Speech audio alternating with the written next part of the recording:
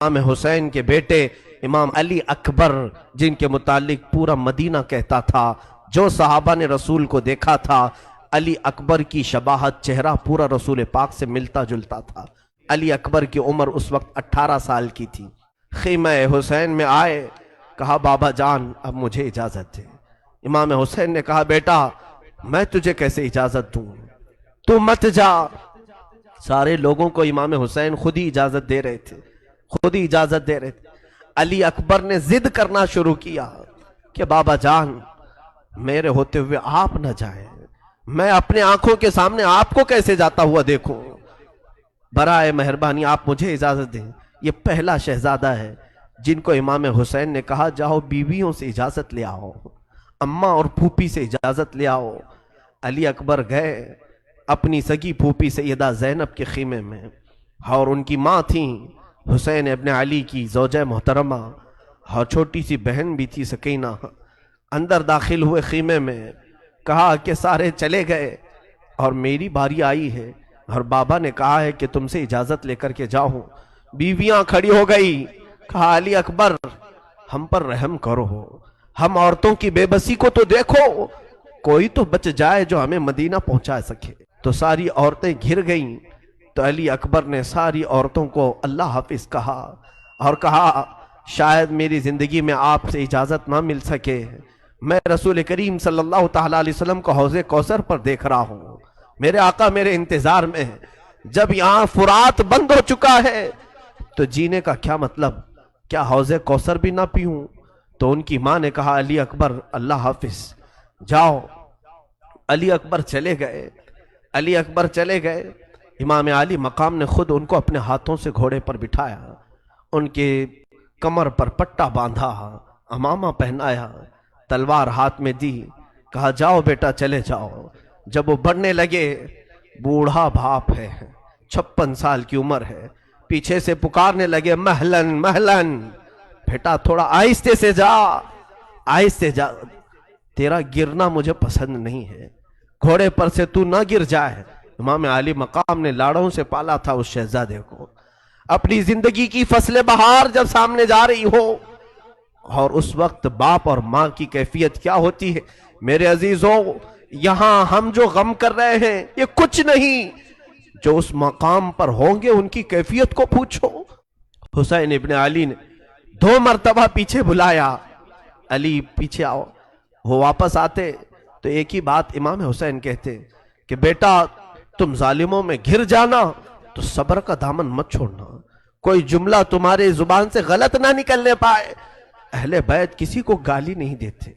کوفہ کے وہ شریک لوگوں میں سے، یزیدی لشکریوں میں سے لوگ کہتے ہیں پہلی مرتبہ جب علی اکبر نمودار ہوئے ان کی پیشانی پر اتنا نور تھا کہ ہم دیکھ کر کے دنگ رہ گئے، اتنا حسین و جمیل چہرہ ہم نے کبھی زندگی میں دیکھا ہی نہیں تھا، لیکن ظالموں نے دنیا کی لالچ میں اسی حسین چہرے پر تلواریں اور تیر چلانا شروع کیا۔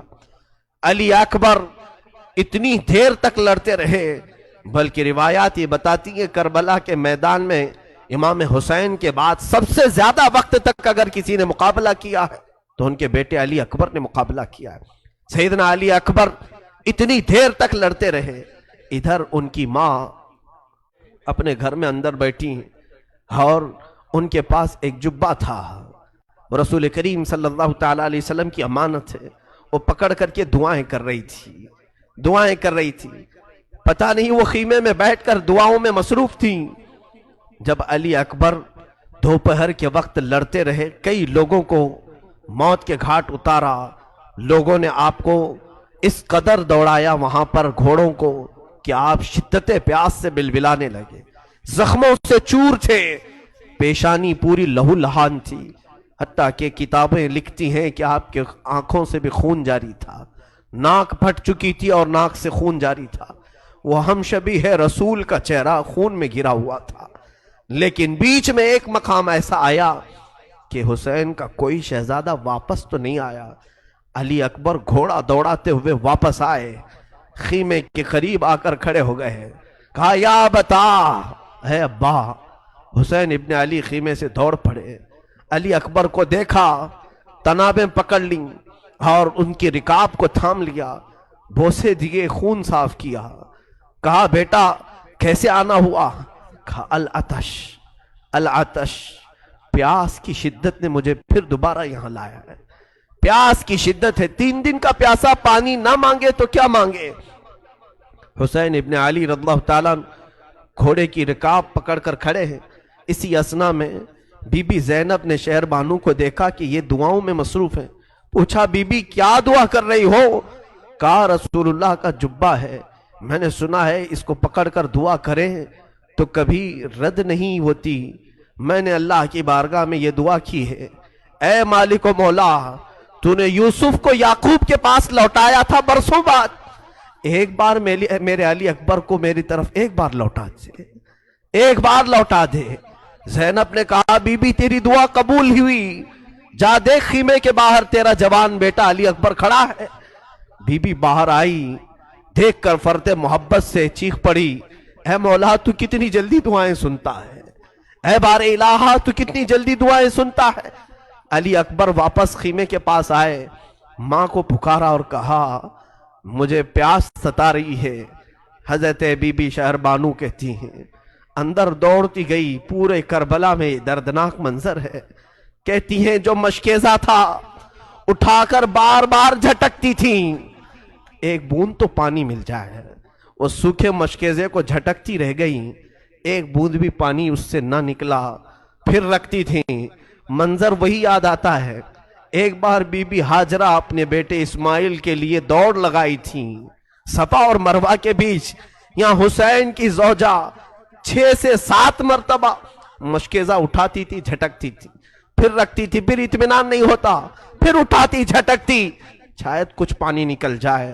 جب کچھ پانی نہ نکلا تو امام حسین نے اپنی انگلی، شہادت کی انگلی علی اکبر کے منہ میں دی، کہا جب میں بچپن میں پیاسا ہوتا میرے آقا مجھے اسی طرح سے اپنی زبان دیتے تھے اور انگلی اپنے منہ میں رکھتے تھے، بیٹا تو میری انگلی چوس لے تیری پیاس ختم ہو جائے گی۔ جوان علی اکبر نے مولا حسین کی انگشت مبارکہ کو چوما اور اس کے بعد پھر واپس پلٹ گئے۔ یہ حسین کے بیٹے کا آخری دیدار تھا، وہ آخری سلام تھا، بیویاں رخصت کر گئیں اور اس کے بعد یہ علی کا لال، یہ شہزادہ حسین لڑتے ہوئے بھڑ گیا۔ اب انہوں نے دیکھا کہ موت میری بہت قریب ہے، یزیدیوں کو للکارتے ہوئے ان کے صفوں میں گھس گئے، صفیں درہم برہم ہوئیں، لیکن جیسی ہی صفوں میں اندر داخل ہوئے عمرو بن سعد نے گھیرا لگایا اور کئی لوگوں کو گھیر کر کے حملہ کرنے کا حکم دیا۔ علی اکبر کو گھوڑے سے اتارا گیا اور ان کے جسم کے ساتھ مسلح کیا گیا۔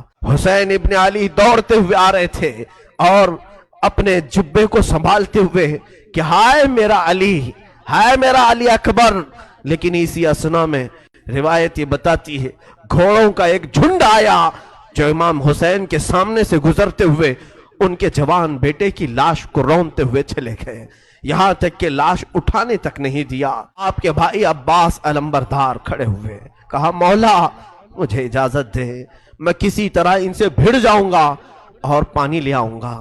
کہا کہ پانی کا چھوڑ دو، ہمارے گھر کی فکر کرو۔ کہا مولا آپ کی بچی سکینہ بار بار کہتی ہے چچا کیا مجھے ایک چلو بھی پانی نہیں پلا سکتے؟ حضرت عباس نے کہا سکینہ تم نے میرے جوش کو للکارا ہے، لاؤ مشکیزہ اور میں پانی لا کر کے رہوں گا، تم انتظار کرنا، دیکھ کہ میں ابھی پانی لاتا ہوں اور پورے خیمے کو پلاتا ہوں۔ مشکیزہ اٹھایا اور چل پڑے دریائے فرات پر۔ آپ تلواروں سے مقابلہ کرتے ہوئے پورے یزیدی لشکر کو چھانٹ دیا اور کوفہ کے یہ بزدلوں کی فوج میں سے نکلتے ہوئے دریائے فرات تک پہنچ گئے۔ فرات میں پہنچنے کے بعد آپ نے دیکھا پانی جوش مارتا ہوا، ٹھنڈا پانی، چلو اٹھایا اور کہا کہ میں تھوڑا پانی پی لوں پھر مشکیزے میں بھروں۔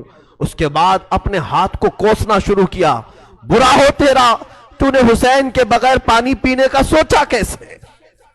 چلو سے پانی پھینک دیا اور کہا مولا حسین اپنے خیمے میں پیاسے، بچے تڑپ رہے ہیں اور عباس یہاں پہنچ گیا ہے تو کیا پانی پی لے گا؟